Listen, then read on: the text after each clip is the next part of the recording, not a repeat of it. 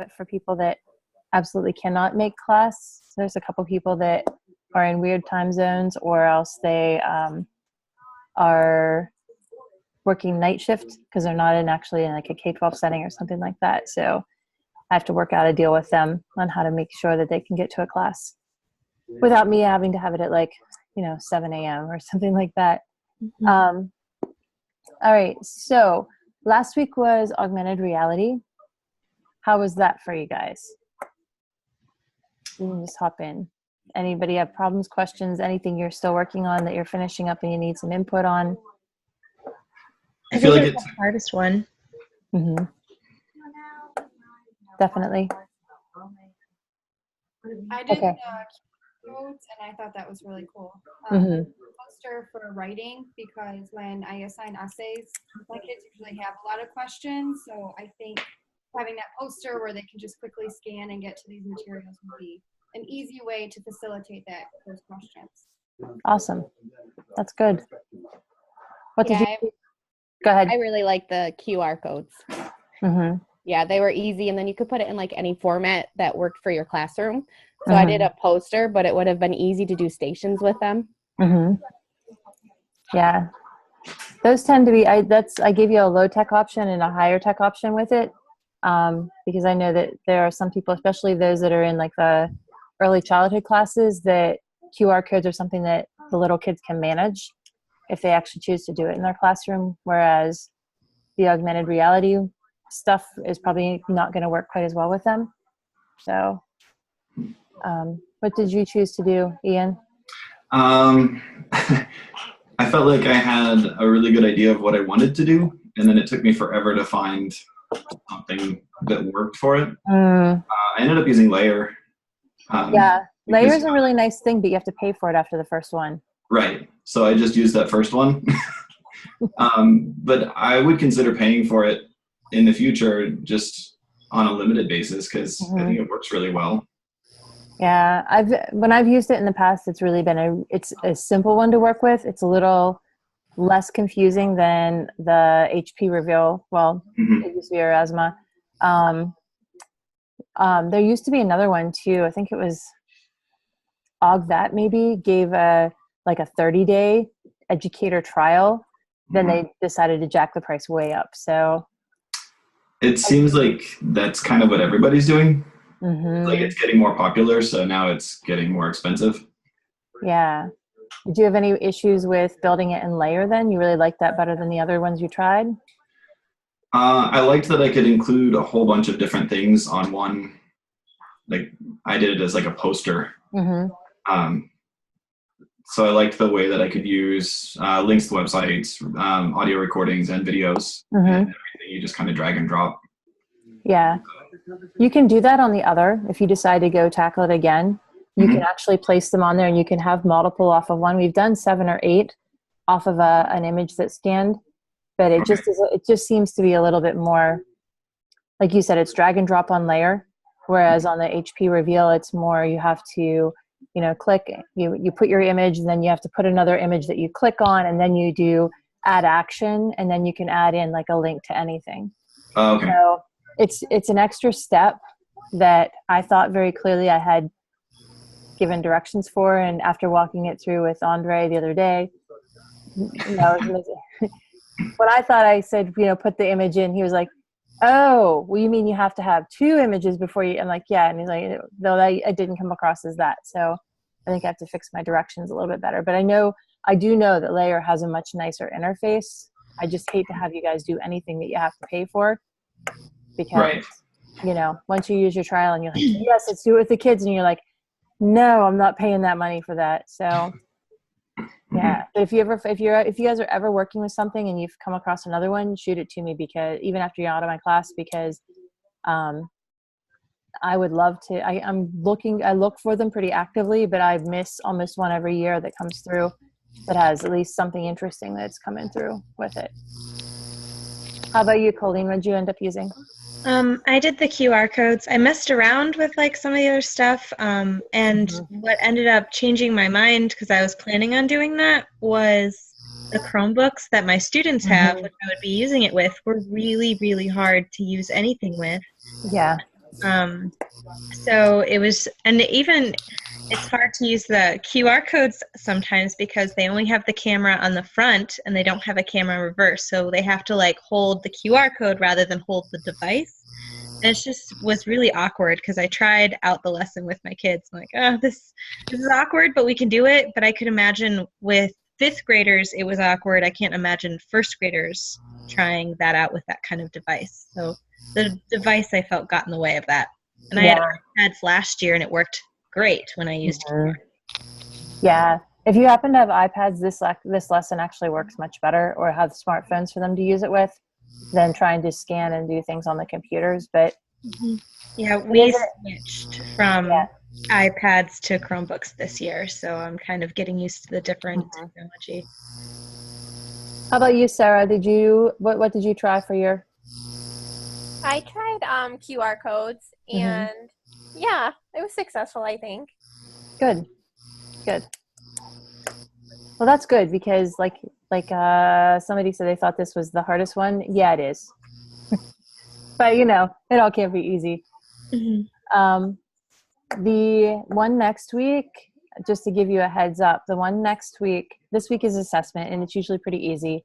There's a lot of websites. I give you Playposit as my choice for the video quizzing, but there's a lot of other options out there that you can use. You can pick anything you want. That's just one suggestion. So this week is actually pretty easy. There are 3 different pieces to it, a couple of different pieces to it. They do not all have to go with the same lesson. You can spread them out over several ideas, several lessons. Just pick one of them that you want to write about with your blog, and then say, your other 2 products are this one and that one, and that's fine. Anytime, if you have a question on it, just email me in that. But the one for week 6 is not really, after, you have your AR one where you usually bang your head against the wall while you're trying to figure out what you want to do. This one's a pretty easy one to slide into then. With week 7, week 7 is on coding or computational thinking. All right. And it is very loosey-goosey. There are very few directions for it. This is basically the newest, kind of buzzword on the educational technology horizon is computational thinking, and including coding. So play around with it. Tell me what you did. Give it a nice little good try, and don't kill yourself if it doesn't work out real smoothly, and I will be fine with it. I just want you to kind of test a few things out, look at a few options, see where you think you could maybe go with these kind of things. It is very much for week 7, it is very much a exploratory week, to give it a nice, a good term for it. It's one of those things where, to try and put it in everyone's classroom or have everyone come up with something to do that fits the same structure, I kind of felt like it wasn't going to be very beneficial, but I also wanted to give you something that is, kind of on the new edge, on the cutting edge for things. So yeah, it's just a week to play. So, don't sweat it too much, because I know a couple of you said that you tried this out and tried that out and played with it for a while. And, I know from having you in 590 and then having you now that some of you are really perfectionists when it comes to things, Mr. Murphy. Other ones too, but I know you've said several times that when you were trying this and it was really frustrating you and you really want to, so don't worry about it. Just give it a whirl, see how you think it may fit into things. If there's anything interesting that you may want to play with it for your classes, and, tell me about that. So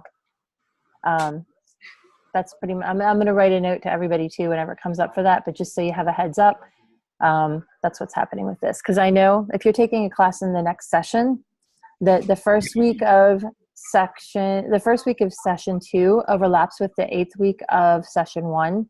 Yes. And so you could be running a lot of classes and doing a lot of things then. So if any of you are ones that are working ahead, because I had a couple people in this class that were working ahead, I'm going to modify week 8 so it's not killing you with the overlap on it. So just so you know, week 8 is I'm going to be in Ireland, so oh wow, I'm going to figure out how that goes.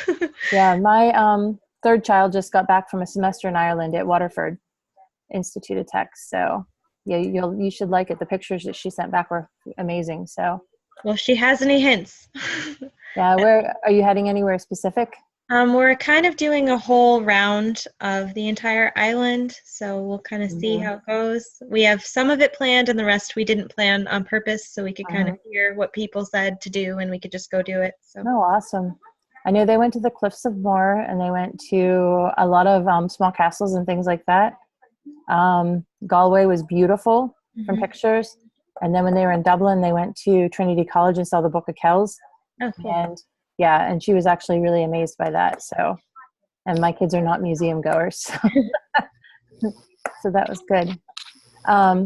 Yeah, so I'll get that stuff posted up quickly so you have it so you can kind of try and get your week 8 done before you head out. So, all right. The other thing with this week that we're talking about is problem or project-based learning. Because if you notice as you're going through, you kind of had like, here's a tech tool, figure out a way to use it. And then there's always like a little side piece that you're like reading about creativity, reading about project-based learning, reading about, access and equity and things like that. It's like a side piece to kind of consider as you're constructing your lesson. Do any of you use project or problem-based learning at this time? I do. We have Project Lead the Way. At our school. So we, this last year was kind of the test year. You could do it, you could choose not to do it. This year you had to teach at least one kit, and next year we have 5th grade has 4 kits that we have to teach. So we started with the robotics in 5th grade, and it's really hard right now because the kids don't have all of the pre-stuff, so I'm always pre-teaching a lot of it. And I felt better because I had a background in coding and like understood a lot of different of the language and what is troubleshooting? Let's figure it out and that kind of thing. But the kids it's amazing how engaged and how quiet my classroom was at certain points, and then how focused and how talkative they were at other parts of the learning. So I definitely saw it being engaging. The only hard part was, how do you grade it? Because my school still, we do grades for 4th and 5th grade, and this was really hard to be like, okay, this student worked their tail off, but how do I grade it other than written formats? So that was the hardest part with project. Has anybody else had done any work with project or problem-based learning? No? No, me either. Okay. A lot of people are doing the Project Lead the Way really focuses it across a long timeline or trajectory. A lot of people use these kind of topics as small units to focus on one topic. That way they can have like an intercurricular project or cross-curricular project. I know that within the elementary and middle schools, in the districts that I've worked with in the past, they've had a lot of success with crossing subjects and crossing kind of boundaries. I've even seen, so like Ian, you teach music, correct? Yes. Your music? Okay. So I've even seen an English teacher and a music teacher do a unit that was cross-curricular that they pulled together on the Harlem Renaissance. And they tied the music of the Harlem Renaissance with the literature that was happening then. And I think they may have even included a history teacher as well to talk about all 3 of these pieces and how they tie together because of like Strange Fruit and some of the spoken word pieces and that were all tying together with all 3 of those pieces. So I've seen some interesting things, but that also brings up the question that Colleen brought up, which is, how do you assess them? How do you come up with ways to grade things, especially if you're looking at collaborative learning experiences? So thinking about not necessarily project or problem-based learning, but looking at even like collaborative learning experiences. Do any of you have any tips or suggestions or even questions about how you grade or how you kind of structure those? What I've leaned on is I create a rubric that's a little bit free-flowing. I give that, you've done everything that you possibly can. You're constantly talking with your partners. You aren't ever distracted. That absolute amazing. And then I kind of trickle down from there. And I have clipboards for every single thing that we're doing. And then I write notes all the way through, and I'm watching them, basically, is what I've found. And then I can go back. Okay, this time, they were on task most of these. They had one day they were kind of not really on task. All right, that's a 4 out of 5. That's so far how I've handled it. Clipboards everywhere. We do a lot of the same type of thing. just in music in general, we use rubrics for a lot of different things. Mm-hmm. There's so many different ways to interpret music. Mm-hmm. Anyone else have ideas or suggestions for things that would go along with this? We do a lot of rubrics with group projects, but sometimes it's hard. It was hard to grade each kid and how much effort that they put into it, and they all graded each other, but it was still, they all checked like, oh, what did we get? And it was really hard to grade them all individually, especially knowing, okay, I definitely saw that this kid was not putting as much effort in as the rest of his group. So I'm always struggling to figure out how to grade group projects. I don't know if anyone has suggestions or anything. I always like to have the kids grade themselves. Okay. I give them the same rubric that I would grade them with, and I have them grade themselves. And if it's partner work, I have them grade their partner too. So if I miss anything, they always pick up on it. And then I can take that into consideration. And that seems to help because for the most part, they are pretty honest with themselves. You do have the one or two students that you know that they're pushing it in their direction, but they tend to be kind of harder than I would even grade them. I've noticed that too when I've given them self-assessments. Sometimes they're harder. I'm like, wow, I can't believe they graded themselves this low. Yeah. I agree with everything that you guys have said. I found in the past using self-assessments that the students were way harder on themselves than what I would ever pick, except for, as you said, the ones that think that they're superstars and they give themselves 5s on everything and think that they've, saved the world with their project. I think that, have any of you ever heard of giving group quizzes or using group quizzes and collective homework problems where they work them together and then one person completes the quiz, that kind of thing? I really like group quizzes. I've noticed just within the last 2 years of being in the classroom, the high anxiety level that kids give me, and giving them a partner, they're still going to work through the problem. That's what I want them to do. They seem to do better. And I've done it several ways where I've done group quizzes where I put them with people of similar, they know what's going on. Then I've also put them with people who always know what's going on. And I've gotten actually similar results because they both have their own quizzes. They have to both turn them in and their name and everything else. And you can still tell that that high student has all of the work and everything's right. And you still have that low student who may have been following the high student, but their work still shows, okay, they didn't quite get this piece. I still find that it's a really great assessment, and then I get less anxiety from those kids. I think sometimes always telling them too that they can have a do-over. If you're pulling one student out of the group to take the quiz or they work on the problems as a group and then each of them take the individual quiz, allowing them a do-over even if they don't use it takes a lot of the anxiety out. And that's, it's harder on grading for you, but yeah, it can make it a whole big mess whenever you have something like that. But I also think of it kind of Google Classroom for that because I can just be like, nope, fix this piece, and that way I can ask a question and they can go and edit it. I can just glance at it and be like, you should try this one again. Yeah, really I've not tried it this summer, but in the spring I was playing with it with some of the students in one of my classes, and there's something called Go Formative or Formative. Have you guys heard of that? Yeah. Have you used it or have you just heard of it? I haven't done a lot with it. I've heard of a lot of people liking it though. Yeah.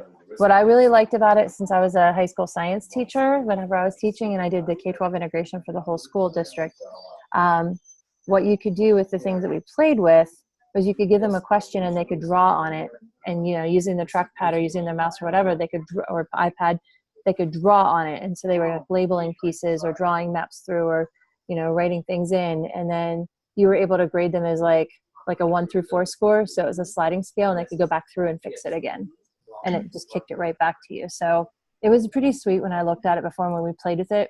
Last summer we played with it a lot. Then they fixed some things and updated. So last fall we played a little bit with it. And then in the spring, one of my classes, somebody was really interested in it. And so I was, kind of caught my attention again. So I went back in and played a little bit more. But that was a pretty interesting one. that it was free and they were offering it, offering it free. You could drop a lot of your students in really easily with a CSV file, so that makes it nice. So that's another one that I've seen that has a lot of like kind of testing out, like kids could test out things and play with it a little bit. Doesn't, I don't know, tie into maybe the collaborative piece we were just talking about, but it does tie into that. I've also seen with the collaborative pieces, allowing students to have a sliding scale at the end of every class, almost as like their exit ticket, where I've seen them be able to do that. And I've seen it working on everything from second graders working on like a diorama kind of project up through people in calculus class working problems together, and in like some of the arts things where they were working on collaborative projects and they were rating each other on a sliding scale. Because I mean, I was in band the whole way through, so I'm leaning on that a little bit sometimes when I'm looking at your projects, Nadia, and I know that like there were a lot of times when we had group practice that the teacher had something else going on too, and we just screwed around for most of the time and played a little bit here and there. So and like we said before, the kids sometimes are so honest with what they've done, especially if they don't think you're going to look at it right away, give them a little leeway. And when you're going to look at it, they sometimes will really tell you the amount of work that they're really putting in. Do you have any other questions about using project-based learning, problem-based learning, or how you can assess things or assessments in your class that you're kind of thinking about or kicking through your head? Maybe you want to like an idea on a piece of technology to use for assessment, or even just as we've been talking about with the collaborative assessments and that. Does anyone use anything different for grading? I feel like it's the one the district provides for us is super low tech and I don't like it. But we haven't, we've been told that we can't use some other ones that I've liked. Like I really like Schoology, or that the layout of it's really nice, but they won't let us use it because of they want to be a Google school, and so since it's not Google, they don't want to use it. But I'd like something else. That's funny. We use Schoology, and we're a Google school. Okay. And it actually integrates pretty well. That's what I have said, I've used it and I loved this part and I loved this part, and it's so much easier to put grades in and load things. Well, I will tell you from the administrative side of it, Google schools are free. They have a very low, very, very low cost for any of it. Schoology does have a not substantial, but a cost per user that adds up pretty quickly. When we priced them out about 5 years ago, they were just coming out. And they were kind of on the lower end, but they still, the district would have to buy into that. As an individual user, I think you're allowed I know now they allow you one Google Classroom without your school being and you can still use the Google Apps for Education products now, where you could not do that even a year and a half ago without being a Google school officially. The Schoology and Canvas will let you have a small piece of it to work with. At least they have in the past. Canvas, I know, allows you still one classroom. I think Schoology allows you one classroom to work with. They may have quit allowing that for free. I don't know that it will integrate into your Google schools without them having the back end piece of it turned on, but you could always do it and then transfer your pieces over. They really just told me that I wasn't allowed to use it. Okay, then you're not allowed to use it. Yeah. Forget everything I said. I will say Canvas is one I've used, and I really love Canvas. It's really nice kind of drag and drop interface. It's really friendly to use, and they do give you one free classroom. Okay. With the Google Classrooms, there are a couple things that I've seen people do that help a little bit. Have you tried, does Gubrick work with yours, or does the Google, I don't have a Google Schools account because Central Michigan does not have it turned on at this time. So I've played with it and it just wasn't user friendly. It didn't make my life easier as like with the rubrics the rubrics to drop it on for it. Yeah, and I think it would work a lot better for middle school and high school. It just didn't quite work with elementary. Right. Okay. There is a app called Gubrick that works with Chromebooks, I think. that I've seen people that are not in a Google school use. I do not know if it works with Google schools, but it'll drop you a rubric on top of your grading piece and the rubrics are pretty easy to create in there, but I don't know if it works for a true GAFI school. Mm-hmm. But other than that, if they tell you that you have to use that, then yeah. Yeah. Okay. I wish that Google would just buy Schoology. Just integrate it for me, and then I'd be fine. I'm laughing because I have people that hate Schoology and they really want to go to another product as well. But yeah, it just kind of depends on your personal taste and how you use it and how it's been introduced to you, I think, as well. How you've been trained on it. Anybody else have any questions or anything? No? Okay, well, it was a pleasure getting to meet some of you guys face to face. I've been reading your work on that for quite a while now, so this was fun. I do not know if I have another class with you or not before you're done. The only other one I teach is 706, and that's only occasionally. Okay. So, maybe I'll see you again, maybe not. But it's been a pleasure. Feel free to email me or contact me anytime, even after you're done with your master's, if you have ideas that you want to see if I know anything about, or you have something really cool and you're like, oh, you got to try this tool, it's so awesome. Okay, so all right, well, you folks all have a nice night then, and this counts as your, wait, let me do one quick screenshot so that I can take attendance. And you guys can log out. Oh, by the way, this is Zoom. Zoom is free. You can use it for up to 40 minutes with a group of people like this, which we have 3 minutes and 17 seconds left. Or you can use it with a one-to-one for however long you want. We've had up to 26 or 27 people on it at one time working with it, and we've also done it for 7 or 8 hours straight with a one-to-one session. So we use it for screen recording a lot, and it works really sweet for that because you can just set it up with either your phone to pull it in from there, or you can use a whiteboard. Lots of really neat applications with it. So there's my little plug for that. All right, if you just click on the bottom corner, end meeting, it's going to let you out of here, and you guys can go back to having a really nice night, and good luck finishing up the rest of your year for those of you that are still working. Thank you. Thank you. Have a good night. You too. Bye. Bye. I thought, who else should I give them to?